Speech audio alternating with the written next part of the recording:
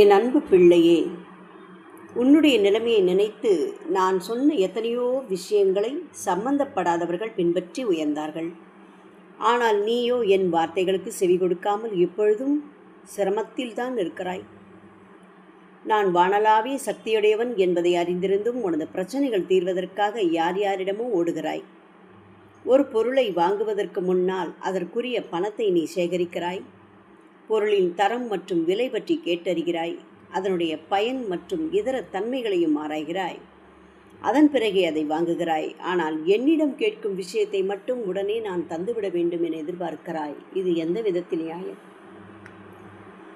நான் இந்த வானத்தையும் பூமியையும் ஒருவனாக படைத்து அதில் உயிர்களை உருவாக்கி இமைப்பொழுதும் ஓய்வில்லாமல் காப்பாற்றி வரும் கடவுள். அண்டங்களுக்கு அப்பாலும் எனது சக்தியே ஆட்சி செய்கிறது. அப்படிப்பட்ட நான் மிகச்சிறிய நுண்ணுயிரின் மீதும் கவனம் செலுத்தி போஷிக்கின்றேன். கல்லினுள் இருக்கிற தேரைக்கும் கட்டெரும்பின் கால் விரல் அளவுள்ள சிற்றெரும்புக்கும் நானே படியளக்கிறேன்.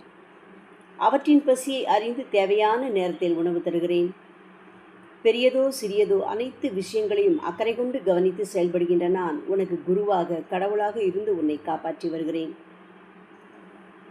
ஆனால் நீயோ என் பேச்சை மதிக்காமல் கண்ட இடங்களுக்கு அலைகிறாய். எனது மகத்துவத்தின் மீது சந்தேகப்படுகிறாய். எப்பொழுதும் 2 விதமான உணவுகளை உண்ணத் தெரிந்தவன் உடல் நோய் இல்லாமல் இருப்பான். 3வது வகையை உண்பவன் மந்தப்பட்டு வாந்தி எடுப்பான்.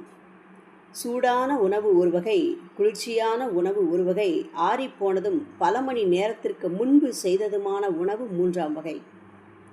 சூடாக சாப்பிட்டால் புத்துணர்ச்சி பெறலாம். குளிர்ச்சியாக சாப்பிட்டால் களைப்பாறலாம். ஆறிய உணவுக்குள் நச்சுக்கள் சேர்ந்திருக்கும். இதை அறியாமலோ அறிந்தோ உண்ணும்போது நிச்சயம் நோய் வருவதை தடுக்க முடியாது. வயிறு அதை ஏற்காமல் தொண்டை வழியை வாந்தியாக வெளியே தள்ளும். இப்போதைக்கு நீ கூட இந்த 3வது வகை உணவை போலத்தான் இருக்கிறாய். என் மீது இருந்த தீவிரமான பக்தி குறைந்து போய்விட்டது.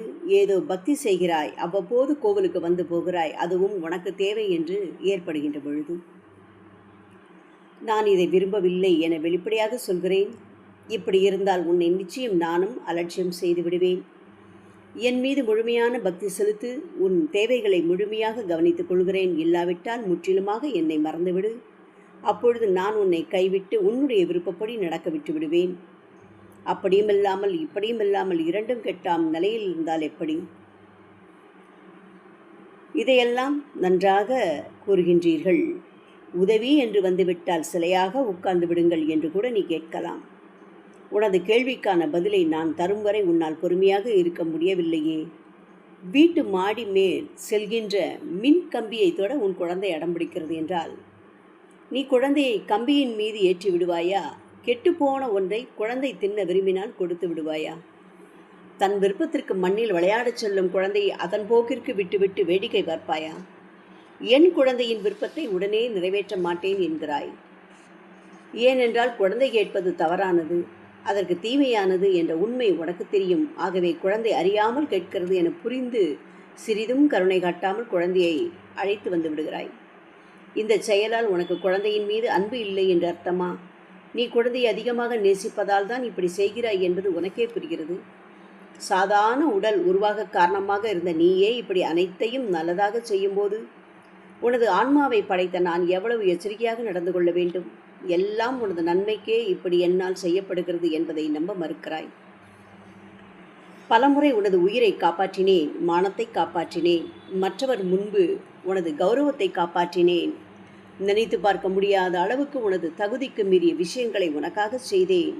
மற்றவர்கள் மலைத்து பார்க்கின்ற விதமாக உன்னை உயர்த்தி பிடித்து என் கரங்களால் தாங்குகின்றேன். அப்படி இருந்தும் என்னை பார்த்து புலம்பி நொந்து கொள்வானேன்?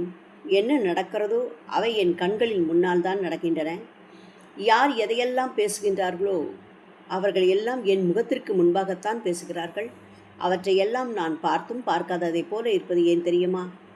அவர்களின் பொறாமையின் காரணமாக அவர்கள் தூஷிக்கின்ற வார்த்தைகள் உனது பாவத்தை குறைக்கும் பரிகாரங்களாக அமையும். இதனால் 10 ஆண்டுக்கு பிறகு நீ அனுபவிக்க வேண்டிய நன்மைகளை மிக விரைவில் அனுபவிக்க ஆரம்பிப்பாய். வரவேண்டும் என்கின்ற தீமைகள் உன்னை அணுகாது. கஷ்டங்களை விலக்கி உனது புண்ணியத்தை பெருக்கி அதன் பிறகுதான் நன்மையை நான் செய்ய விரும்புவேன். கேட்டதையெல்லாம் கேட்டவுடன் தந்தால் அதன் மதிப்பு மரியாதை தெரியாமல் நீ அலட்சியம் படுத்தக்கூடும். எனவேதான் நீ கேட்ட பிறகும் எனக்கு பிடித்தமானதை மட்டும் ஏற்ற காலத்தில் தருகிறேன். உனது கர்மாக்களை முடிவுக்கு கொண்டு வந்து நான் செய்கின்ற நன்மைகளை வெளிப்படுத்த ஆரம்பிக்கும் முன்பே பலரை நாடி பரிகாரம் தேடுகிறாய். அது உனக்கு கேடாக முடியும். காக்கை உட்கார பணம்பழம் விழுந்தது போல அவர்கள் நான் செய்த நன்மைகளை தாங்கள் செய்து விட்டதாக தம்பட்டம் அடித்து கொண்டு விளம்பரம் தேடுகிறார்கள், பணம் பறிக்கிறார்கள். இதனால் எனது சக்திக்கு அவப்பெயரும் எனது பெயருக்கு களங்கமும் ஏற்படுகிறது. அதுவும் உன் மூலமாக ஏற்படுகிறது. இதை எவ்வளவு காலம் அனுமதிப்பேன் என நினைக்கிறாய் நீ? அதனால் தான் உன்னை எச்சரிக்கிறேன். நீ ஒன்று அனலாக முற்றிலும் என்னை நம்பிக்கொண்டிரு, அல்லது குளிராக என்னை விட்டு விலகியிரு. இரண்டும் கெட்டான் நிலையில் இருக்காதே. இப்படிப்பட்டவர்கள் மிகவும் அருவருப்பானவர்கள். அவர்களிடம் யாரும் நிம்மதியாக இருக்க முடியாது. அவர்கள் வாழும் இடத்தில் கடனும் கஷ்டமும் தோல்வியும் அவன் நம்பிக்கையும் பொறாமையும் விதண்டாவாதமும் எப்பொழுதும் இருக்கும்.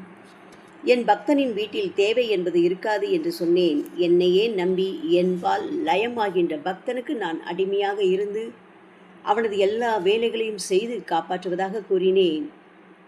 இதற்கு இலக்கணமாக இருக்க வேண்டும் என உனக்கு இப்பொழுது ஆலோசனை கூறுகிறேன். நீ அனலாக இருக்க வேண்டுமானால் என்ன செய்ய வேண்டும்? எப்பொழுதும் சாதாரணமாக வேணும். சாயி சாயி என்று சொல்ல வேண்டும். என்ன நடக்கிறதோ அதை அனுபவித்தபடி எனது நாமத்தை உச்சரித்து வர வேண்டும். எது நடந்தாலும் அது என்னால் நடக்கிறது என்பதை முழுமையாக நம்பி தைரியம் இழக்காமல் விருப்பத்தோடு ஏற்க வேண்டும். ஓய்வு கொள்ளாமல் சுறுசுறுப்பாக செயல்படு. வாய்ப்புகளை தேடிச் செல்லாமல் அது உன்னை அணுகும் வகையில் நீயே பல வாய்ப்புகளை உருவாக்கு. ஏனெனில் நீ என்னை தேடி வரவில்லை, நான் தான் முதலில் உன்னை தேடி வந்தேன். யார் திட்டினாலும் சாய்ராம் சாய்ராம் என்று சொல்லியபடி நடந்துவிடு. அந்த இடத்தில் தொடர்ந்து தங்கக்கூடாது. முதலில் நீ விட்டு கொடுக்க வேண்டும். பிறரை குறை சொல்வதை விட்டுவிட்டு உன் மீதுள்ள தவறை திருத்திக் கொள்ள முயற்சிக்கொள். அதிகாலையில் எழுந்து முகம் கழுவி திலகமிட்டு கொண்டு பதி விளக்கை ஏற்றி வைத்து மகாலட்சுமியின் அம்சமான எனது உருவத்தை தியானம் செய். காலையில் காகத்துக்கு தயிர் சாதத்தில் எள் சேர்த்து அதிதி போஜனமாக அளி. இப்படியெல்லாம் செய்தால் உனக்கு நன்மைகளை செய்வேன். குளிராக இருந்தால் பிரச்சனையே இல்லை.